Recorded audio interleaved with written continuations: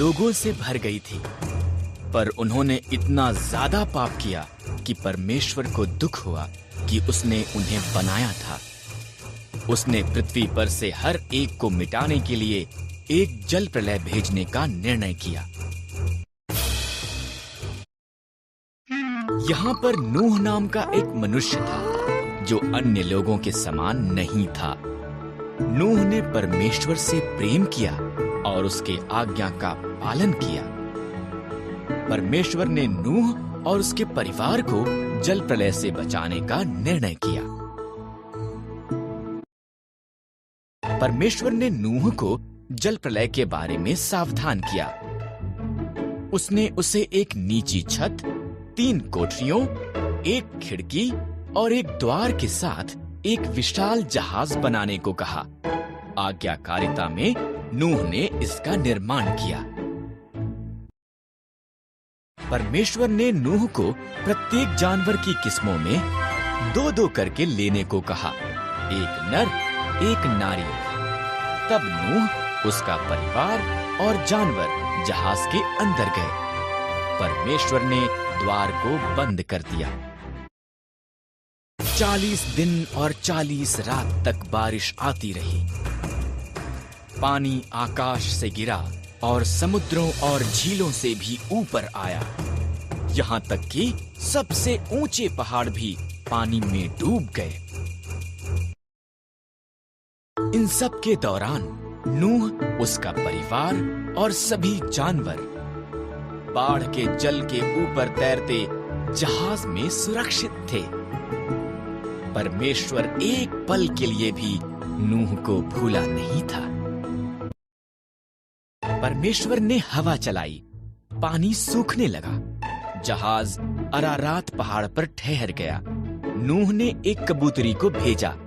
जब वो वापस नहीं आई तो वो जान गया कि अब सब सुरक्षित थे।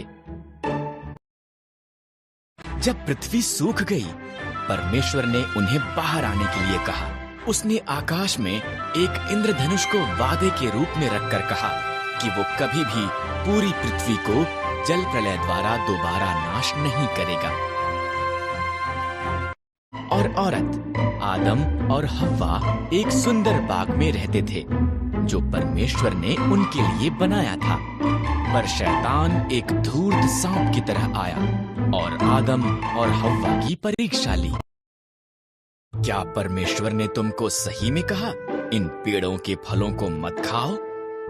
सांप ने हव्वा से पूछा। केवल बीज वाले पेड़ से, हव्वा ने जवाब दिया। अगर हम इससे फल खाएं तो हम मर जाएंगे। तुम नहीं मरोगे, सांप ने कहा। यहाँ पर एक कारण है कि क्यों परमेश्वर नहीं चाहते कि तुम इस पेड़ से खाओ। अगर तुम खाओगे तो तुम उसके जैसे बन जाओगे। जो वो जानता है, तुम भी जानोगे। हव्वा ने फल खा लिया। उसने कुछ आदम को भी दिया जो उसके साथ था। उसने भी इसे खाया और एकदम से उन्होंने वो जाना जो उन्होंने पहले कभी नहीं जाना था।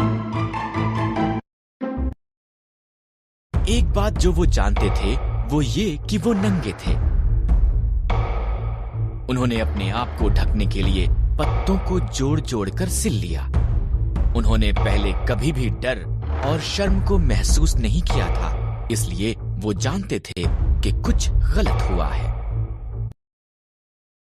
आदम, हव्वा, परमेश्वर ने आवाज दी। हम छिप रहे हैं, आदम ने कहा। हम नंगे हैं। तुम इसलिए ये जानते हो क्योंकि तुमने उस पेड़ से खा लिया है। परमेश्वर ने गहरी सांस ली।